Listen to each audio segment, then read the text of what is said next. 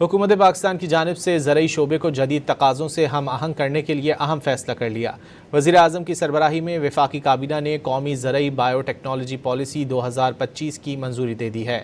2.5 سالہ مشاورتی عمل کے بعد سائنسدانوں، کسانوں، صنعت اور متعلقہ اداروں کی مشاورت سے تیار کی گئی پالیسی کا مقصد کسانوں کی مدد، غذائی تحفظ، زرعی پیداوار میں اضافہ، ذمہ دارانہ سرمایہ کاری اور جدید زرعی ٹیکنالوجی کا فروغ ہے۔ جدید بائیو ٹیکنالوجی سے فصلوں کی پیداوار بڑھانے، نقصانات کم کرنے اور موسمی چیلنجز سے نمٹنے میں مدد ملے گی۔ جدید زرعی ٹیکنالوجی سے پاکستان کی مکئی کی برآمدات موجودہ $288 سے $345 سے بڑھ کر $1 ارب تک پہنچنے کی توقع ہے۔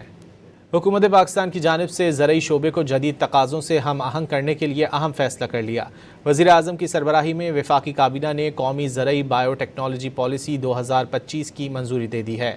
2.5 سالہ مشاورتی عمل کے بعد سائنسدانوں، کسانوں، صنعت اور متعلقہ اداروں کی مشاورت سے تیار کی گئی پالیسی کا مقصد کسانوں کی مدد، غذائی تحفظ، زرعی پیداوار میں اضافہ، ذمہ دارانہ سرمایہ کاری اور جدید زرعی ٹیکنالوجی کا فروغ ہے۔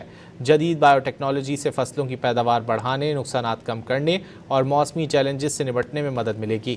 جدید زرعی ٹیکنالوجی سے پاکستان کی مکئی کی برآمدات موجودہ $288 سے $345 سے بڑھ کر $1 ارب تک پہنچنے کی توقع ہے۔